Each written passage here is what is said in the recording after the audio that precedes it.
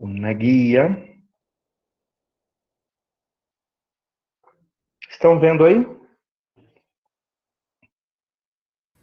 Sim, professor. Sim, sim. Então, vocês sabem que texto é esse?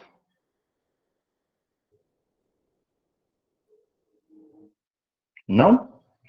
Bom, então vamos conhecer. Esse é o texto da Súmula Teológica de Santo Tomás de Aquino, a questão número 2, artigo 1. Tá? Santo Tomás, na Súmula Teológica, na questão número 2, vai perguntar se a existência de Deus, se Deus existe ou não, né? E eu escolhi justamente esse artigo número 2, porque ele é um artigo mais filosófico, para que a gente possa ver como que Santo Tomás utiliza o silogismo. Eu quero mostrar para vocês que eu não estava mentindo quando a gente fala a importância do silogismo para entender os medievais. Tá? E aí hoje eu quero resolver com vocês, mostrar para vocês como que isso é aplicado. Ou seja, até agora a gente viu muito assim a lógica, a importância dela e tal. Agora vamos ver na prática como é que isso se dá, né? Ou seja, onde que está nos textos dos filósofos essa e por que que a gente tem que entender o silogismo para ler os medievais. Então, quem gosta de Santo Tomás, quem deseja estudar Santo Tomás, não pode odiar a lógica. Senão está fudido, ferrado e mal pago. Né? Por quê? Porque Santo Tomás só escreve de forma silogística. E eu vou mostrar isso para vocês agora. Tá bom? Então vamos lá. Então esse é o artigo número 1, tá? Da questão 2. Depois eu vou mostrar para vocês um pouco mais da súmula, mas quem quiser, depois a súmula teológica está na internet. Vocês podem entrar. Não tô aqui me preocupando com a melhor das traduções, não, tá? Peguei uma súmula que tem na internet só para a gente poder ver a questão da lógica. Não estou preocupado com a tradução, se está bem traduzido ou não. Depois vocês podem ver com o Padre Márcio as melhores traduções. Mas olha só.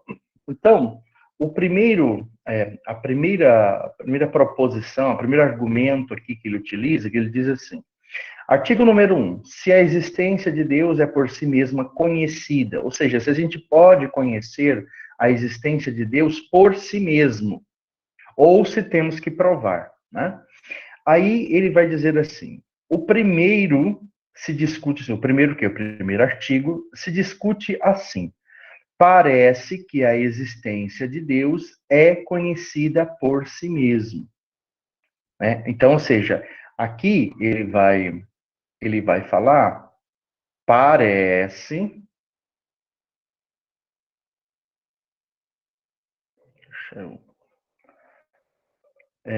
Parece que a existência de Deus é conhecida por si mesmo. Então, ele colocou uma proposição aqui, mas ainda assim, como é que eu vou dizer? Ué?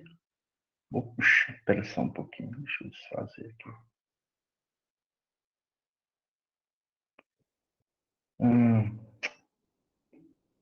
Já entendi.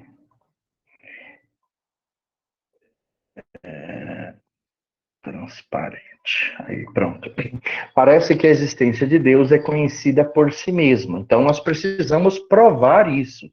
Precisamos argumentar para saber se a existência de Deus é conhecido por si mesmo, tá? Porque isso parece, isso não se tem certeza, tá? Então, o primeiro argumento que ele vai dar é esse aqui, então, né?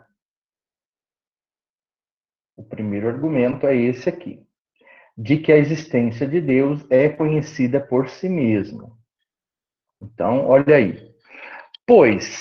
Então, parece que a existência de Deus é conhecida por si mesma, pois são assim conhecidas de nós as coisas cujo conhecimento temos naturalmente, como é claro, quanto aos primeiros princípios. Ora, diz Damasceno, o conhecimento da existência de Deus é naturalmente íncito em todos. Logo, A existência de Deus é conhecida por si mesmo. Isso lembra vocês alguma coisa? A estrutura do silogismo. Muito bem. Ou seja, aqui nós temos um silogismo, só que ele está, vamos dizer assim, não na forma de proposições clássicas, ele está na forma da linguagem natural. Então, para a gente entender esse silogismo, a primeira coisa que nós temos que fazer é colocar na lógica, na linguagem da proposição clássica. Então, vamos lá. Vamos fazer isso, então. Deixa eu pegar aqui. Então, a primeira coisa é identificar qual é a minha premissa maior. Então, ele começa assim, ó. Pois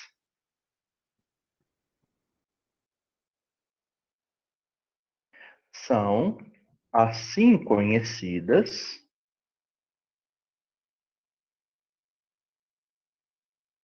de nós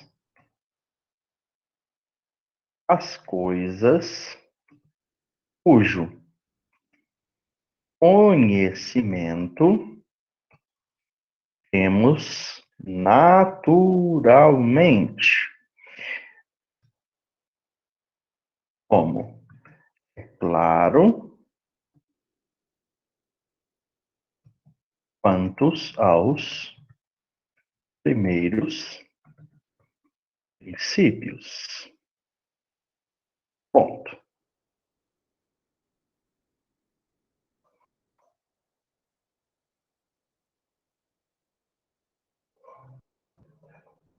Bom, isso é o que ele nos deu aí em termos de proposição de premissa maior. Porém, isso aqui, como eu falei, isso aqui está no quê? Isso está na forma da linguagem normal. Vamos identificar como que a gente transforma isso em proposição. Então, isso é uma enunciada, é uma frase. Vamos transformar isso em proposição. Observe bem. Uma proposição, qual que é a estrutura da proposição? Quem é que lembra?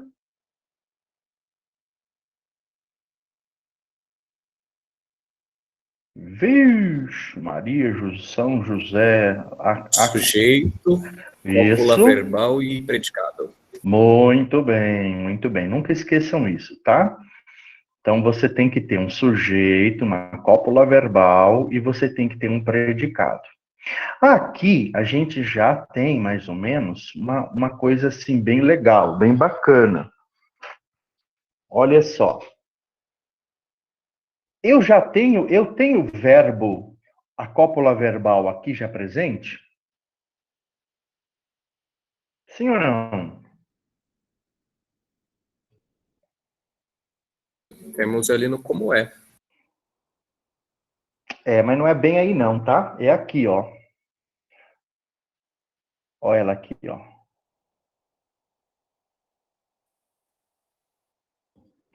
São não é uma cópula verbal? Sim. Muito bem. Então, vamos lá. Se são aqui é uma cópula verbal, vamos já começar a pensar aqui. Então, vamos deixar o sujeito aqui e vamos colocar o que que é?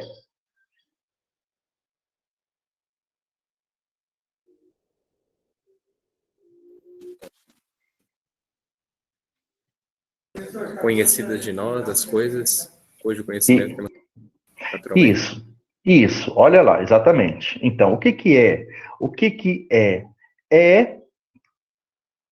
O assim a gente deixa, porque assim é uma coisa da linguagem, tá? É conhecida de nós.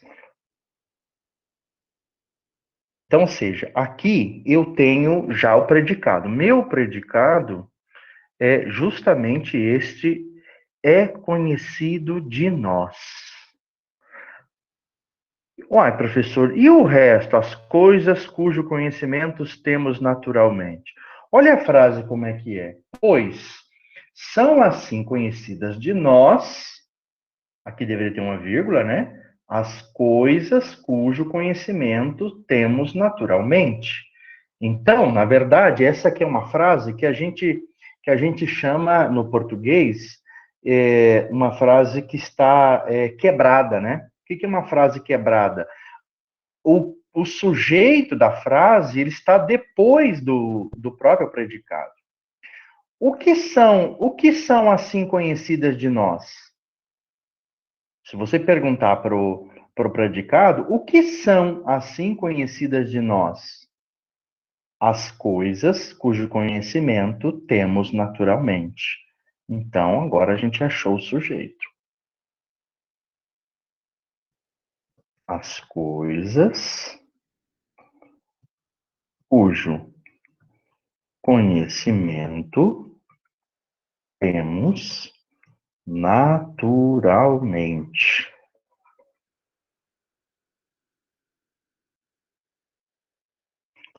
Bom, só que ainda não está bem legal, porque precisamos colocar ela na forma clássica, né?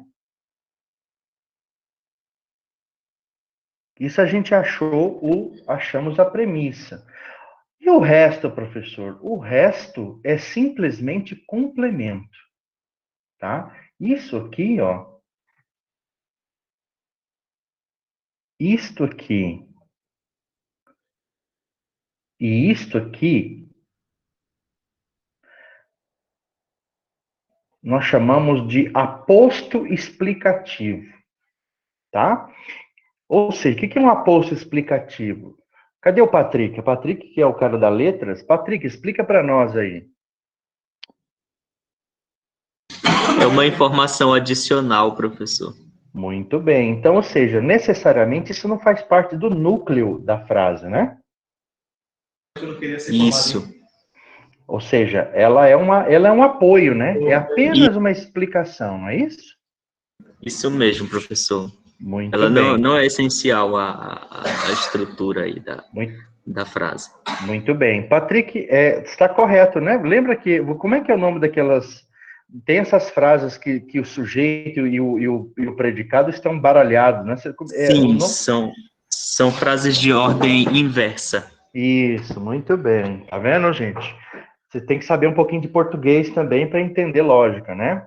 Então, olha só, aqui nós temos a proposição, mas ainda não está na linguagem clássica, porque nós temos as coisas cujo conhecimento temos naturalmente é conhecida por nós. Vamos transformar isso aqui na frase, na proposição clássica.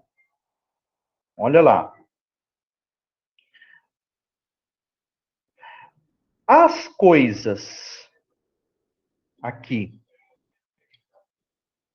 Qual que é a regra? Qual que é como fala? Qual que é a extensão de as coisas? Todos. Isso. E na prova alguns erraram, hein? Quando colocamos lá o verbo não sei o que lá. Alguns colocaram algum verbo. Então, ou seja, se aparece só a palavra coisas aqui, naturalmente isso aqui é universal, tá? Não podemos esquecer essas coisas, não. Espera só um pouquinho.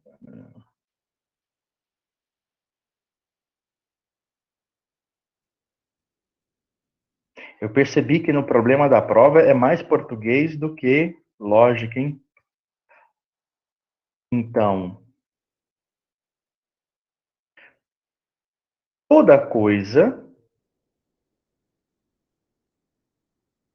vamos melhorar isso aqui, cujo conhecimento temos naturalmente, vamos colocar assim, conhecidas naturalmente,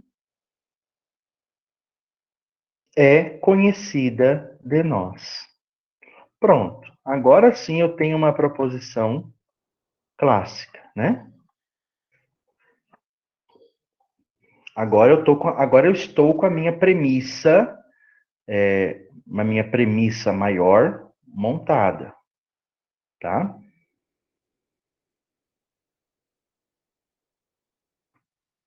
Então, vou colocar aqui,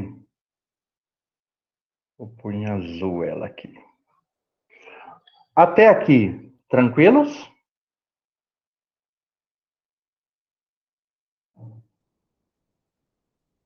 Sim ou não? Tamo aí, tamo aí. Viu o que eu fiz? Eu fiz apenas uma interpretação de português. Até agora eu não usei nada de lógica. Fiz apenas uma interpretação de português, ou seja, eu entendi como que funciona a frase, só isso. Tá? Que a parte de lógica é super simples. O que mata é o português. Continuando. Agora eu vou pegar a segunda, né? Vamos lá, vamos pegar a segunda.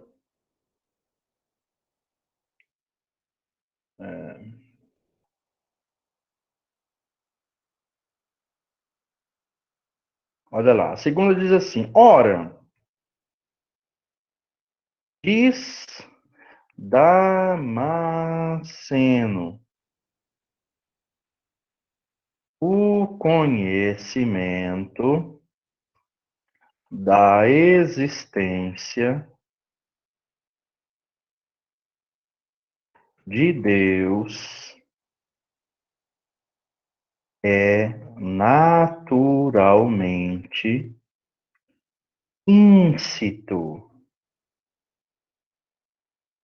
em todos.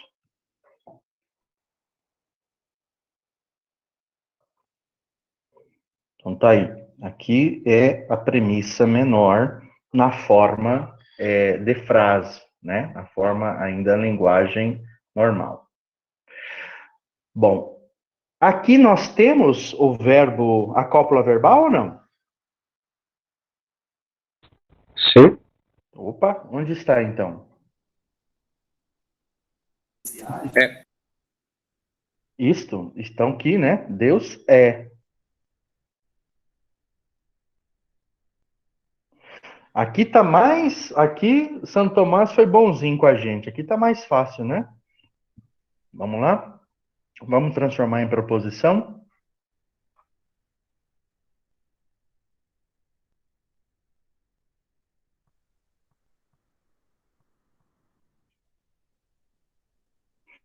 Esse ora diz Damasceno. Ô, gente, Exclui. desculpa. Isso, é diz com Z. Esse, exatamente. Isso aqui é o quê? É um aposto de explicação. Ou apenas de dizer assim, da onde ele tirou isso, né? Então esquece isso aqui. E aqui, como é que fica? Todo. Texto. Todo conhecimento da existência de Deus é naturalmente inscrito em todos. Vamos melhorar isso aqui? Naturalmente conhecido em todos. Isso é. Vamos colocar para ficar bem legalzinho. É conhecido naturalmente. Pronto. Agora eu já tenho a minha premissa menor.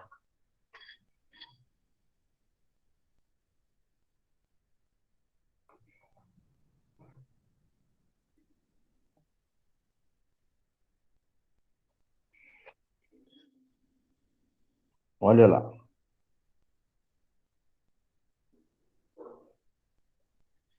Né? Bom, agora com as duas premissas, eu já posso montar a minha conclusão, né?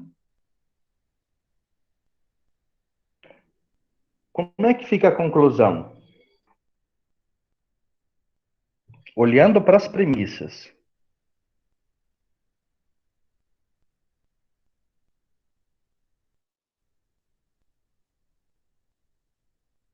Logo, todo conhecimento de Deus Então é vamos lá. conhecido de nós. Logo,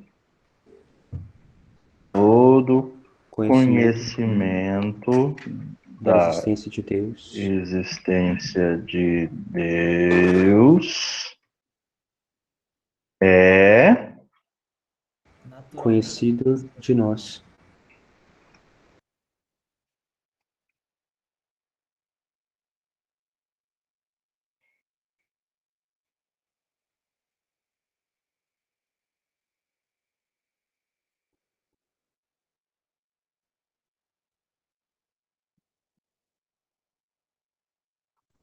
Não pode ser conhecido por nós. Oi? Poderia ser conhecido por nós. Pode ser também, pode ser conhecido, mas aqui no caso eu teria que mudar a premissa, né? Conhecido por nós, né? Sim.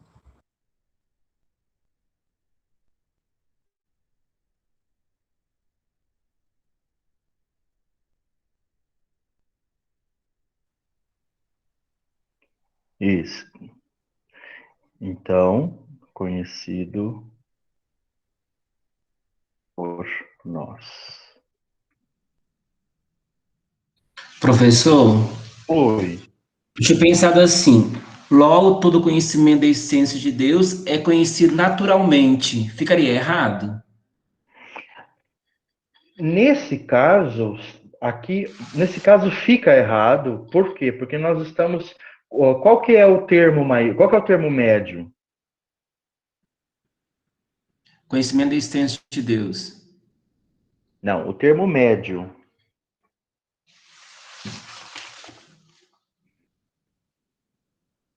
O termo médio é conhecidas naturalmente.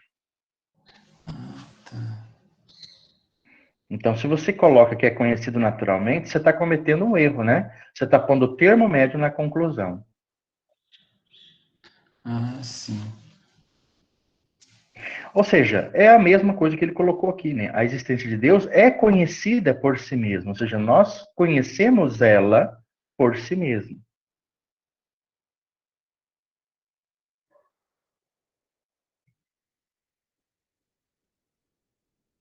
Sim ou não? Sim, sim.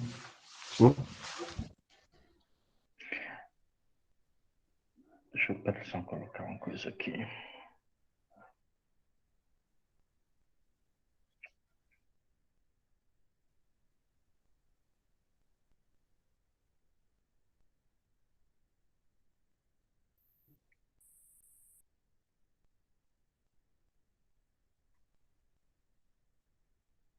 Muito bem, então tá aí. Essa é a proposição. Vou até colocar aqui todas elas juntas para vocês verem mais claramente, né?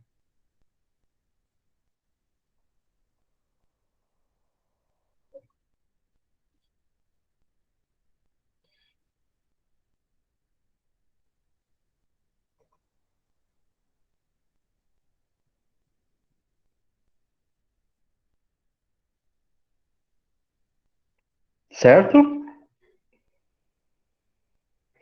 Então, Certinho. observe, então, observe como que esta estrutura aqui, ela, na verdade, a essência dela é isso aqui, ó. Isso aqui é a essência lógica deste argumento. O que aconteceu? É que daqui para cá, aqui está escrito em forma de língua comum. Aqui está na língua clássica, na língua lógica, né? Linguagem lógica, linguagem cotidiana. Linguagem lógica, linguagem cotidiana. Vamos analisar para ver se tá certo ou não, que vai que de repente seja um silogismo inválido. Vamos lá. Lembrando das regras, né? Vamos começar pelo termo médio. O termo médio, uma das vezes, ele é universal?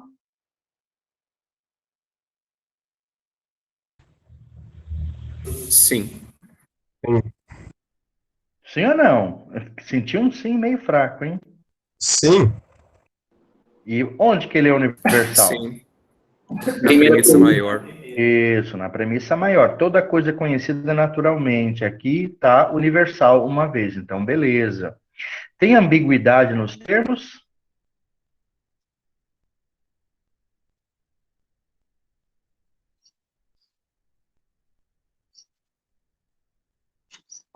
Não. Não, não tem. Tá tudo claro.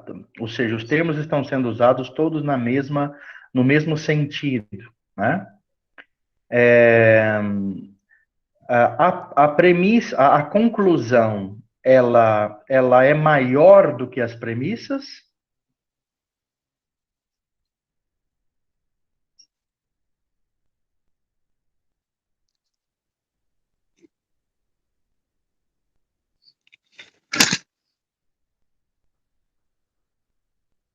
Sim ou não? Não. Não é maior.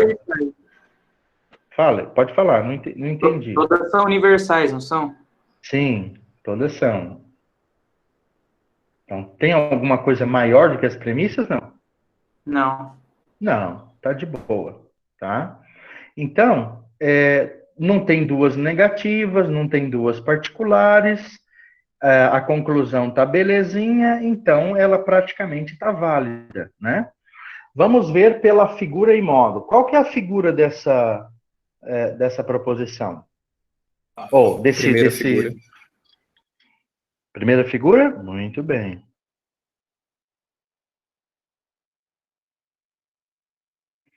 Ou seja, a primeira figura é o quê? O nome dela? Subpré. Muito bem.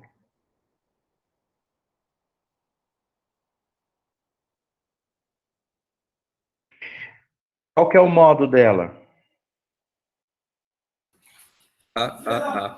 Muito bem. Válido ou inválido? Vale. Inválido. Válido. Pronto. Aí.